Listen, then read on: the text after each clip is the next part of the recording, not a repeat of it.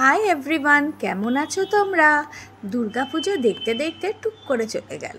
আর দুর্গাপুজোর ভিডিওগুলো এডিটিং করতে বসলাম। এসেছিলাম দক্ষিণ দ্বারির প্যান্ডেলে, অপূর্ব সুন্দর, চারিদিকে ঘণ্টার স্নিগ্ধ আলোড়ন।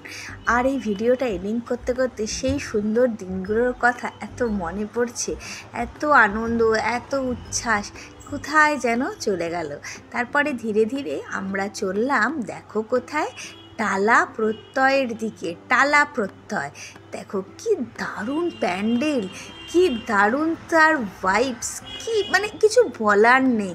টালা প্রত্যয়ে যখন আমরা গেলাম, প্রচুর ভিড় ছিল, প্রচুর লোকের সমাগম। তোমরা বুঝতেই পারছো আমরা চতুর্থীর দিন গেছিলাম। আর এখানে হচ্ছে ওদের প্রাইজ। আর আমরা ঢুকছি, এখানে মুখাভিনয়, এইসব থিয়েটার্স, এগুলোর মাধ্যমেই করা হয়েছে।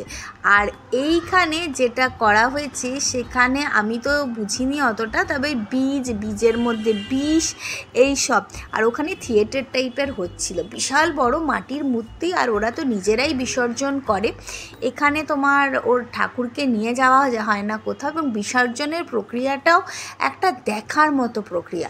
টালা প্রত্যয়ের পরে আমরা নর্থের আরেকটি ঠাকুর দেখতে চলে গেছিলাম, যেটি সত্যিই খুব সুন্দর, কুসংস্কার উপরে ছিল, মানে অন্ধবিশ্বাস, চন্দ্রগ্রহণ, গাছের সাথে বিয়ে দেওয়া, মাঙ্গলিক, এইসব যেগুলো কুসংস্কার, তারপরে পাঠা বলি, এই সমস্ত যে কুসংস্কারগুলো আমাদের নিত্যদিন শরীরের রক্তের মধ্যে মিশে আছে, সেইগুলো এর উপরই ফোকাস করা হয়েছিল, খুব সুন্দর।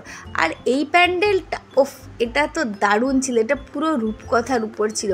7 ভাই চম্পা, মনে হচ্ছিল আমি একদম ছোটোবেলায় আমার ছেলের বয়সে পৌঁছে গেছি, এত সুন্দর ছিল, এত সুন্দর ছিল।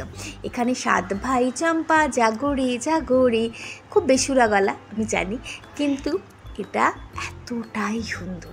এখানে ঢুকলাম, ঢুকে আস্তে আস্তে আস্তে আস্তে বিভিন্ন রং বেরঙের পুতুল, বিভিন্ন কালারফুলস ঘট, বিভিন্ন সুন্দর করে এটাকে প্রেজেন্টেশন করা যায়। ঠাকুরটাও তেমনি সুন্দর ছিল, একদম বাচ্চাদের মতো। আর আমি তো খুব এক্সাইটেড হয়ে গেছিলাম এত সুন্দর একটা প্যান্ডেল দেখে। আর তোমরা কিন্তু আমার সাথে থেকো, সঙ্গে থেকো।